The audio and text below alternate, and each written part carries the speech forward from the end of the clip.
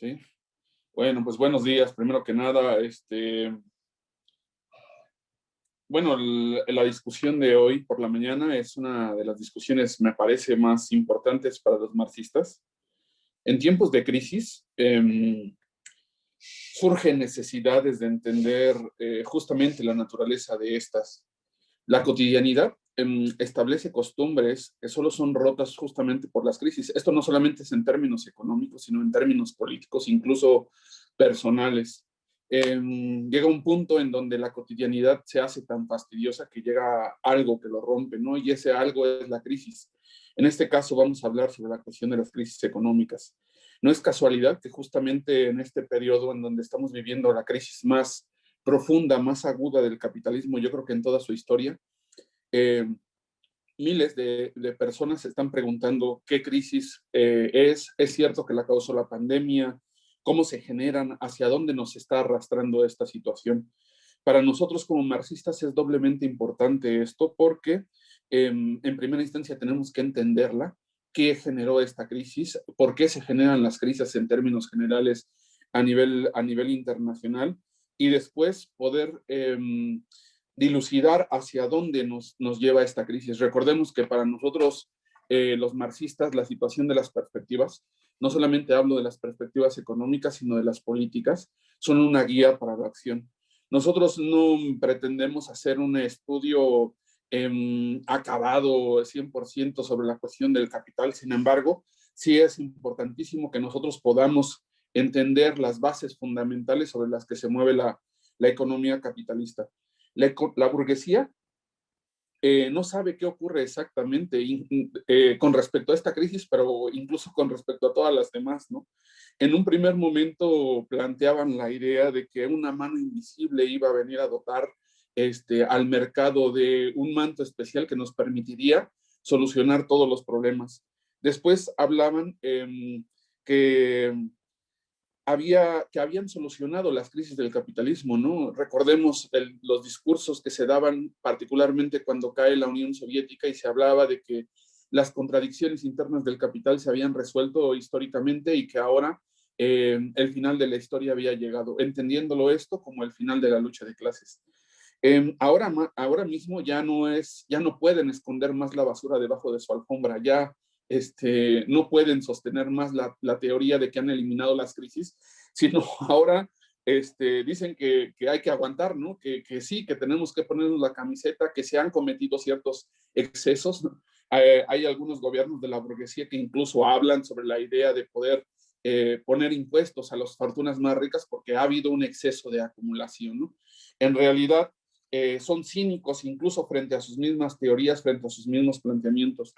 En términos generales, la burguesía siempre nos ha ofrecido dos ideas que se pueden combinar o pueden una sobreponerse sobre la otra, pero en general son las dos ideas que a lo largo de la historia del capitalismo nos ha ofrecido la burguesía para tratar de evitar las crisis, por un lado, o salir de ellas. Por un lado, la cuestión de la expansión cuantitativa, ¿no? Es decir, poner a funcionar las máquinas del Estado para que empiece a salir dinero, dinero, dinero, y este dinero va directo a los bolsillos de los banqueros para que, según ellos, puedan prestar, ¿no? Es decir, potencializar el crédito.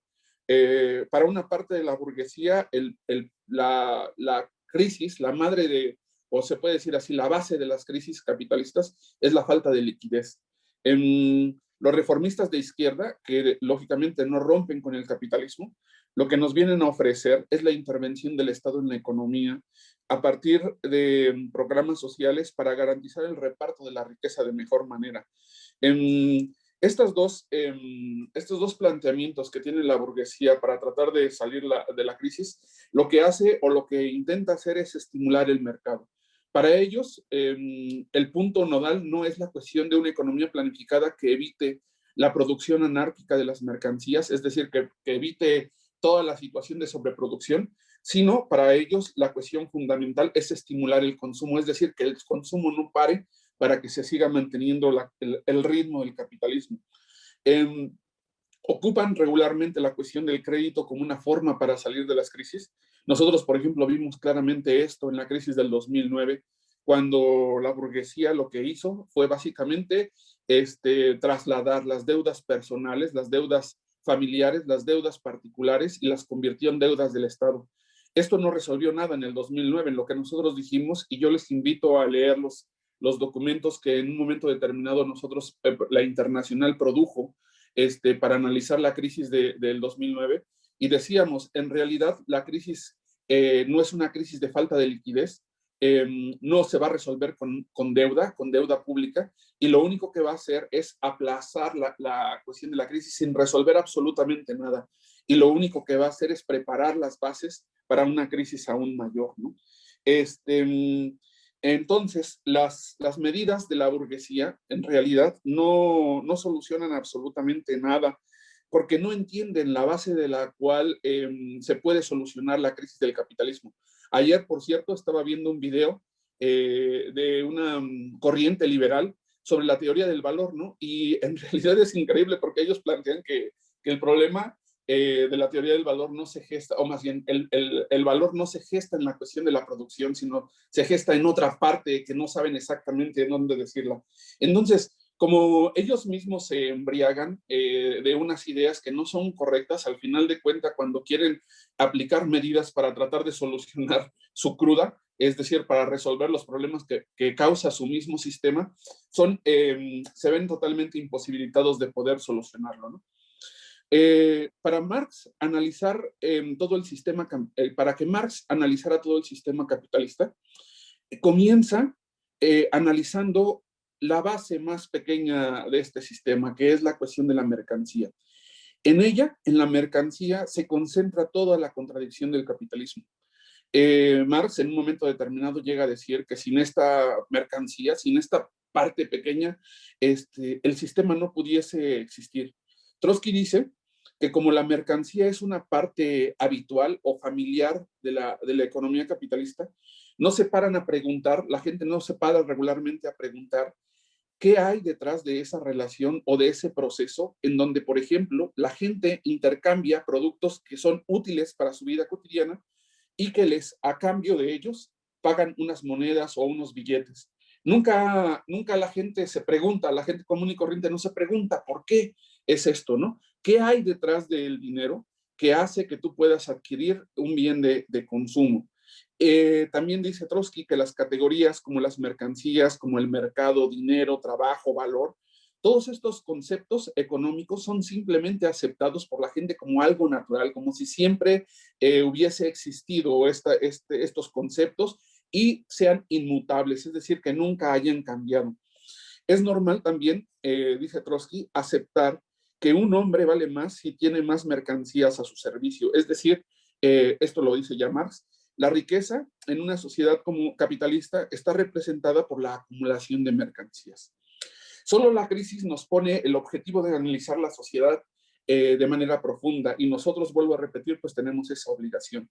El estudio de la economía política ayuda a entender hacia dónde se mueve el proceso actual y entonces por eso es que nos hemos decidido estudiar esta mañana este tema, ¿no?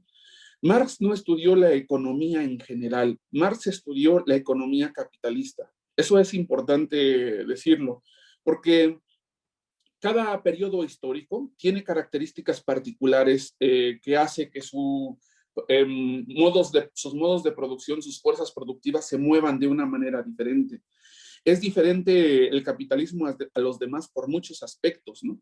Las economías anteriores, dice Trotsky, no necesariamente necesitaban economía política porque eran economías muy ligadas a la cuestión de la naturaleza, es decir, muy naturales, ¿no? El hombre no había desarrollado tanto la industria, las máquinas, que pudiese dominar exactamente la naturaleza, entonces el proceso se desarrollaba mucho a merced de lo que la naturaleza planteaba. También, o en otro momento determinado, se movía a partir de la voluntad del amo o de la familia, ¿no? Es decir, hablando y refiriéndose al sistema de producción capitalista, perdón, al sistema de producción feudalista y esclavista. Dice Marx, las relaciones de producción eran claras y crudas, muy primitivas, ¿no? En ese sentido, no necesitaban una economía política. El capitalismo, una de las características del capitalismo, es que rompe esas relaciones primitivas naturales aisladas. Esta es una de las primeras características del capitalismo. Unió a las ciudades con el campo y no solamente se detuvo ahí, sino que unió a los países en una relación económica a nivel internacional. Esto ya lo está explicado desde el Manifiesto Comunista hace más de 200 años. Eh, sí, bueno, casi 200 años. Creó una división del trabajo en la producción de las mercancías y a nivel internacional también. La producción de mercancías se colocó como el centro de desarrollo del sistema capitalista. Hasta cierto punto, la economía se puede decir que se desarrolla sin un control consciente y prevenciones voluntarias de los hombres, ¿no? La fuerza, y aquí quiero hacer un paréntesis para decir que justamente analizar estas cosas que estamos hablando le da la fuerza al análisis marxista. El estudio del marxismo no se desarrolla a partir de aspectos subjetivos, sino a partir del fenómeno o del aspecto más general. Eso quiere decir, cuando hablamos nosotros del aspecto más general, estamos hablando de la esencia de todo. Es decir, la esencia del capitalismo porta estos aspectos que hemos comentado y que vamos a comentar. Todo surge para el marxismo, todo surge de lo que hace el hombre y cómo lo hace. Eso es una cuestión que desde ayer lo venimos planteando en la discusión de materialismo histórico. El vínculo fundamental en el capitalismo es el intercambio. Es el intercambio de las mercancías. El intercambio crece conforme una sociedad crece y se vuelve más compleja. Esto es uno de los aspectos que cambia de manera radical con respecto a los diferentes modos de producción. El capitalismo es una sociedad compleja, unida por miles de hilos a nivel nacional y a nivel internacional. Así las pequeñas aldeas, así los pequeños poblados que incluso en un momento determinado tienen modos o fuerzas productivas anteriores al capitalismo, se ven inmersas en la sinergia global del capitalismo. Todo producto del trabajo que entra en la dinámica, en la dinámica de la intercambio, perdón, es una mercancía. Esta es la característica fundamental de la mercancía. No importa si la mercancía se hace para satisfacer necesidades materiales o espirituales. En realidad eso es lo de menos. Si es un bien de consumo o si es un servicio. Con que ello cumpla, o es decir, con que la mercancía cumpla las necesidades de un tercero, es decir, que se adquieran a partir de la necesidad de otra persona que no ha sido el que lo creó, con eso está bien. Puede haber productos, dice Marx, que sean resultado del trabajo, pero que no necesariamente entren a la dinámica del intercambio.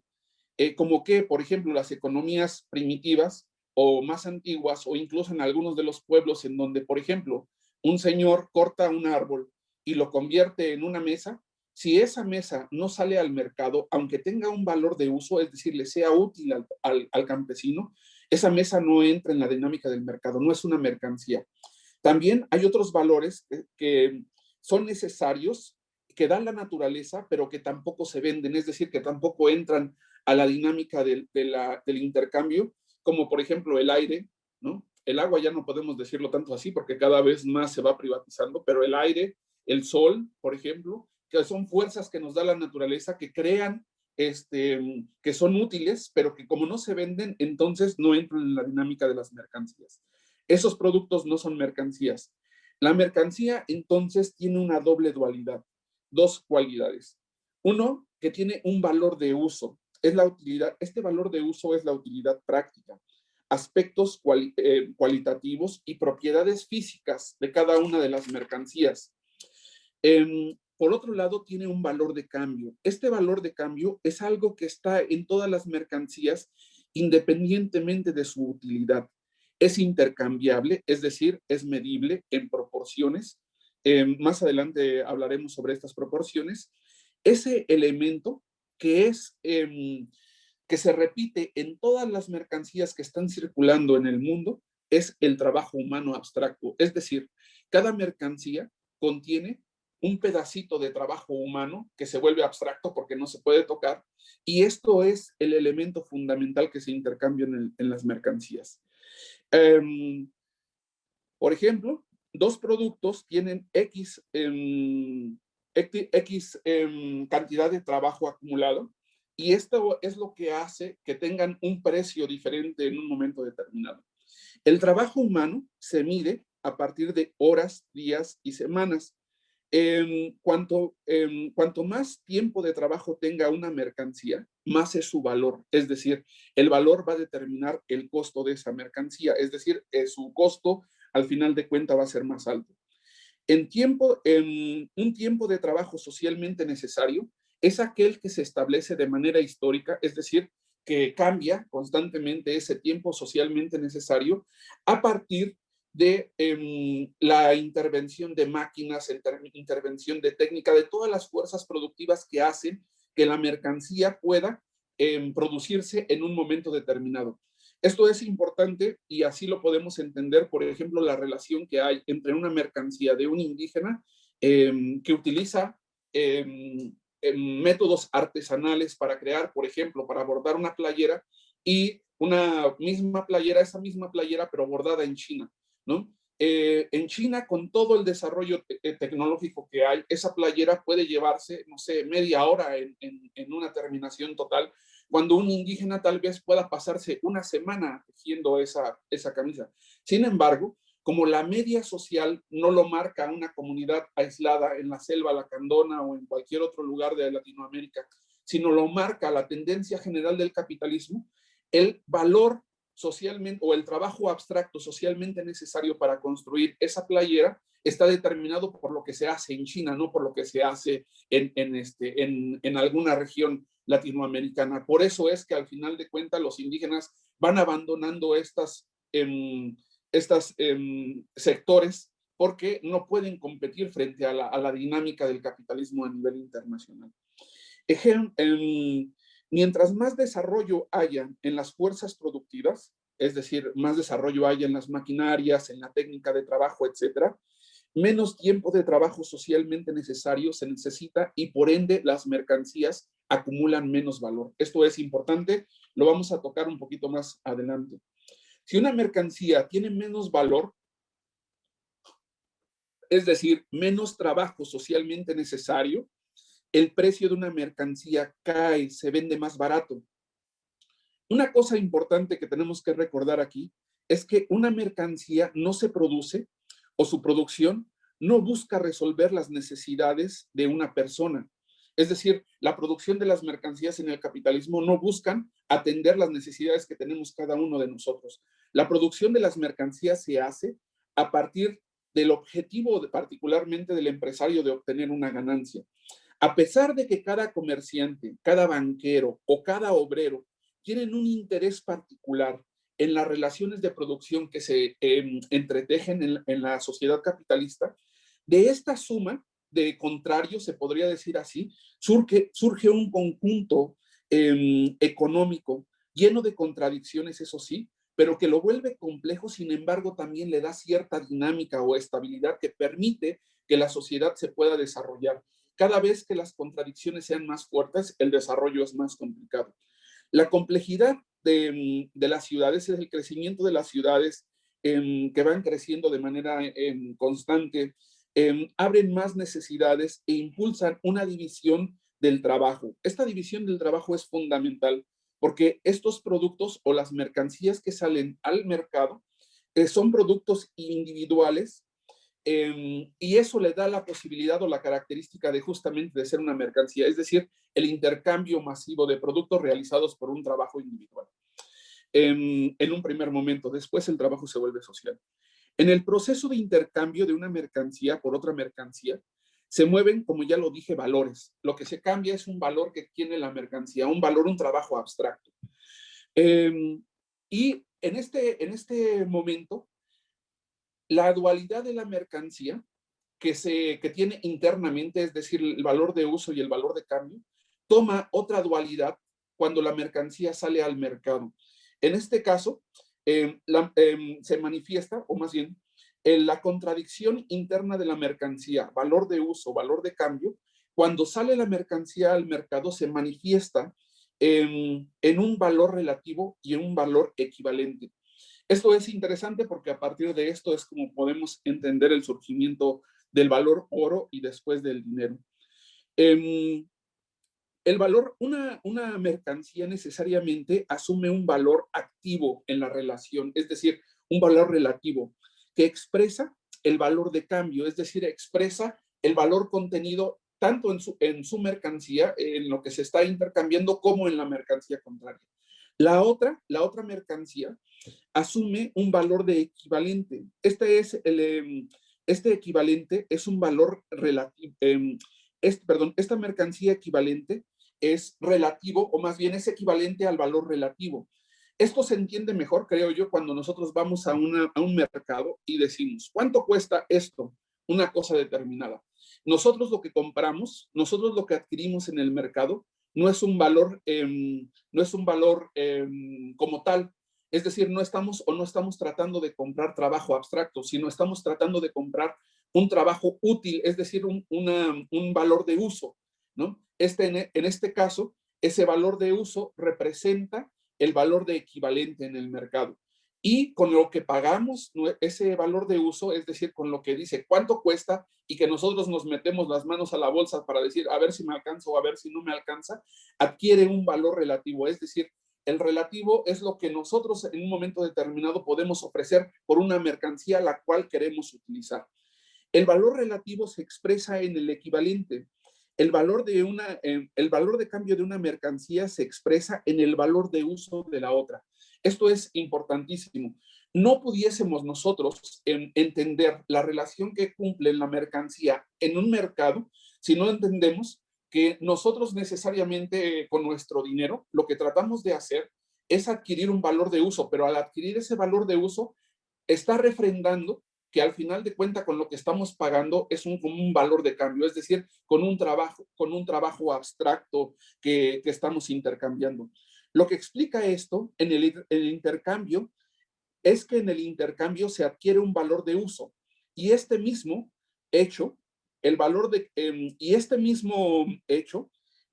cambio, es decir, el valor que se intercambia, contiene un trabajo abstracto. Es decir, el valor de uso lo que hace es reafirmar el valor de cambio que hay en cada una de estas mercancías. Yo creo que esta es la parte un poquito más complicada que hay al entender la cuestión de la relación de equivalentes y relativos en las mercancías.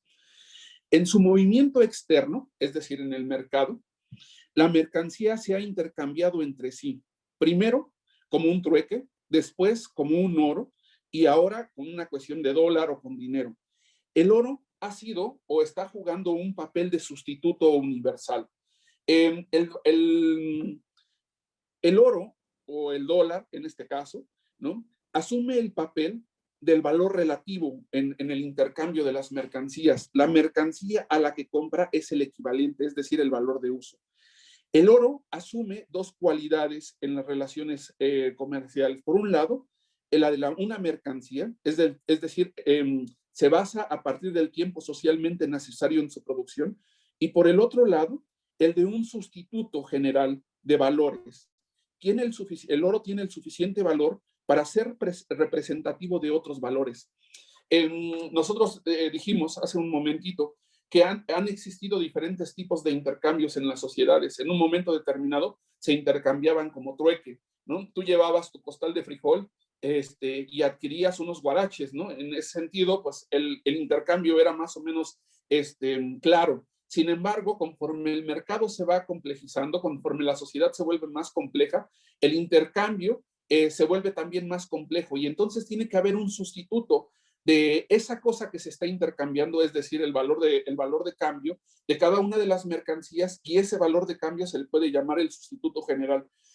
Ese sustituto general en la sociedad capitalista es jugado por el oro, o en este caso la cuestión de cuando surge la cuestión del dinero, el oro se acumula en los bancos centrales y surge la misma cantidad en dólares o dinero. Es decir, el dólar, el dinero, también juega el papel de sustituto general respaldándose en el dólar.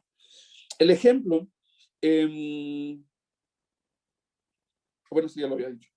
El precio, queda claro entonces que lo que nosotros estamos intercambiando cuando vamos al mercado Por un lado es la necesidad de adquirir un valor de uso, pero por el otro lado, con lo que estamos pagando o lo que representa el dinero, es al final de cuentas un trabajo abstracto que también tiene ese dinero, ¿no? Es un sustituto general. El precio de las mercancías está regido por el valor. Esto también es importante comprenderlo porque hay muchas teorías que nos plantean, o mucha gente que nos plantea que los precios de las mercancías es donde se genera la ganancia del empresario. Sin embargo, Marx nos dice que no. Dice Marx que el precio de las mercancías está regido por un valor, es decir, por la cantidad de trabajo abstracto socialmente necesario acumulado en cada una de estas mercancías. El precio de las mercancías se mueve por encima de ese valor o por debajo de ese valor según las características o en la coyuntura determinada. Lo que lo define también son otras leyes que aplican en el mercado, como por ejemplo la ley de la oferta y la demanda. Nosotros sabemos que cuando hay una demanda grande de una mercancía determinada, pues el valor de esta mercancía sube. También el monopolio, el hecho de que existan monopolios y que el monopolio pueda controlar en un momento determinado cierta región sin ningún tipo de competencia, el monopolio puede implantar una serie de medidas que puede regir la cuestión de los costos de las mercancías hasta cierto punto. La inflación también es uno de los aspectos que puede definir el costo de las mercancías, el precio de las mercancías. Pero esto también es importante recordarlo. La suma de todos los precios tiene que ser igual a la suma de todos los valores que hay en el mercado. Cuando esta situación no se corresponde, comienza a haber un proceso caótico en el mercado. Esto es por ejemplo, lo que hablábamos al principio. Ahora que están dedicándose a sacar mucho dinero, ¿no? Dinero. Formalmente, ese dinero tiene que ser respaldado por una cantidad de mercancías, ¿no? O de oro. Y el oro representa al final de cuentas una mercancía. Pero como no hay, es decir, como es un dinero que no tiene un respaldo material, al final de cuentas esto trae y desarrolla un caos más grande en el mercado, ¿no? Si las mercancías se intercambian de acuerdo a la cantidad de trabajo invertido en ellas, entonces, ¿en dónde se genera la explotación? Porque ya vimos que la cuestión del intercambio no se genera una explotación, o dónde se genera la cuestión de la ganancia. Y para explicarnos eso, tenemos que explicarnos la naturaleza del trabajo humano, que es importante mencionarlo. El trabajo humano, que es la capacidad de trabajar que tiene el hombre, es adquirida por el capitalista como una mercancía más. Se rige bajo las mismas leyes que cualquier otra mercancía. Es decir, la mano de obra como mercancía se rige bajo la ley de la oferta y la demanda. Nosotros sabemos que cuando hay mucha demanda, es decir, cuando hay mucho desempleo, los salarios caen. Por eso y nosotros sabemos que el empleo nunca o el desempleo nunca se va a poder resolver dentro de los límites del capitalismo, porque dice Marx, es el ejército industrial de reserva que tira para abajo, presiona para abajo a la cuestión de los salarios. También la fuerza de trabajo, mercancía, fuerza de trabajo, aplica a la ley del valor, es decir, al tiempo socialmente necesaria para realizar su trabajo. Una mano de obra cualificada vale más que un trabajo simple, ¿no? Un trabajo complejo vale más que un trabajo simple. ¿Cómo se puede establecer? Bueno, solamente es la multiplicación del trabajo simple, un trabajo complejo, ¿no? Costes de producción, también la mano de obra, la mercancía mano de obra se basa a partir de los costes de producción. Esto es importante decirlo. El salario, es decir, lo que se le paga al trabajador por su fuerza de trabajo, tiene que cubrir las necesidades como una alimentación, la necesidad de la reproducción y la necesidad misma de la cualificación de la educación, ¿no? Aquí estaba leyendo de manera muy interesante lo que dice el Capital sobre la cuestión de la reproducción de la mano de obra, y justamente dice claramente con lo que decía el artículo de Nani, que los invito a leerlo también, que la demanda de la cuestión del salario, en el hogar para las mujeres, esto ya está cubierto, lo tiene cubierto por lo menos la representatividad del salario a la mano de obra. También hay aspectos históricos que juegan un papel en la cuestión de, bueno, no solamente históricos, aspectos históricos, culturales y políticos que juegan un papel en la cuestión del salario de los trabajadores. Por ejemplo, el periodo histórico determinado no es lo mismo un salario que se ganaba ahora que se ganaba hace 40 años. La cultura de la zona, de la región o del país, que implica ciertos aspectos que unos trabajadores tienen y otros trabajadores no tienen en diferentes países, y también la organización política y la lucha sindical. La lucha implica la situación de luchar por mayores salarios en un pueblo, una región que no está organizada políticamente, permite que su salario caiga, ¿no? Entonces, no solamente hay aspectos económicos, sino también aspectos políticos, culturales y sociales que tienen que ver con la cuestión del salario. La fuerza de trabajo, al momento de consumirse, tiene dos factores. Bueno, tiene tres factores. Al momento de consumirse, es decir, al momento del trabajo, produce tres aspectos, ¿no? Uno, se desgasta. Lo segundo, recompone, es decir, en un momento determinado le da, puede recomponer a las máquinas, eso lo vamos a ver un poquito más adelante, pero lo más importante, crea nuevos valores. Esta es una cuestión fundamental. Estos nuevos valores son mayores a los que el trabajador recibe. El capitalista, compra una fuerza de trabajo para explotarla, mientras que el obrero trabaja más intensamente, o mientras que el obrero tenga una jornada más larga, es decir, mientras que el obrero sea más productivo, produce un valor que no se le paga, y ese valor que no se le paga se le llama plusvalía. Y la forma en que se obtiene esa plusvalía, es decir, intensificando las jornadas de trabajo, meterlos a un ritmo más acelerado, o alargando las jornadas de trabajo, se les llama plusvalía absoluta y la plusvalía relativa. Podemos dar un ejemplo. Un obrero labora 8 horas. En 4 horas de trabajo del obrero, él ya produjo la cantidad de valor para pagar las materias primas, para amortiguar el desgaste de las máquinas que hay en la producción y para pagar su salario. Eso quiere decir que las próximas 4 horas es plusvalía, es decir, es trabajo no pagado que se apropia el capitalista. He aquí la base fundamental de la explotación capitalista, de la desigualdad, que muchos hablan, hay que terminar con la desigualdad. Pues si tenemos que acabar con la desigualdad, lo que tendríamos que acabar es con la apropiación particular de los productos y la cuestión de terminar con la plusvalía al apropiársela del Estado, ¿no? Mientras uno más trabaja, se hace más rico la burguesía. Es decir, al final de cuentas, no hay dentro del capitalismo, no hay una virtud del trabajo más que ir enriqueciendo a la cuestión de la misma burguesía. Trotsky dice que la lucha por la apropiación de la plusvalía puede resumirse a la cuestión de la lucha, más bien, la lucha de clases puede resumirse a la lucha por la apropiación de la plusvalía. En realidad, en esto encierra todo el meollo de la cuestión de la lucha de clases.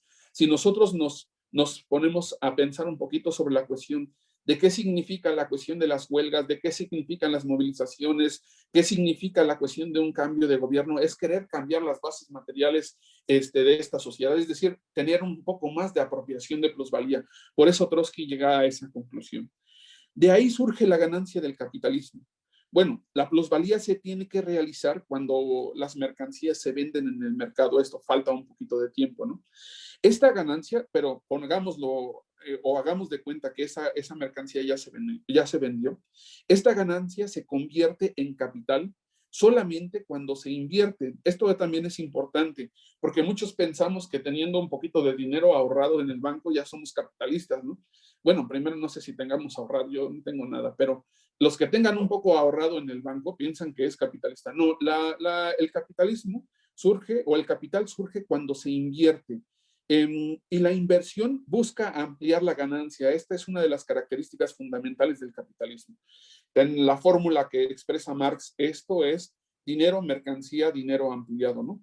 Y para el capitalista sabe que para ampliar esas ganancias tiene que acelerar la producción de las mercancías, es decir, tiene que haber una explotación más intensa en su empresa, en la fábrica. Y para que esta situación pueda desarrollarse, una parte del capital se invierte en el capital variable, es decir, es en la contratación de la mano de obra, y otra parte del capital se emplea en el capital constante. El capital constante son aquellas, se puede decir, infraestructuras que juegan un papel en la producción, como por ejemplo edificios, máquinas, cualificación, etcétera, etcétera. El obrero aporta su fuerza de trabajo, y también va generando el repuesto para las herramientas. Bueno, más bien, el obrero aporta su fuerza de trabajo y las aplica en las herramientas, en las máquinas, en las técnicas. Hace que la producción de las mercancías sean en menos tiempo.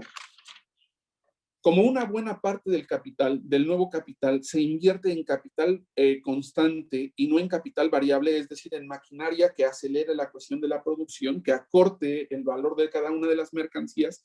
Es decir, conforme se desarrolle más la fuerza productiva, es menor el valor agregado en cada mercancía. Esto es importante porque es a partir de aquí que se puede o se tiende a generar la cuestión de las crisis de sobreproducción.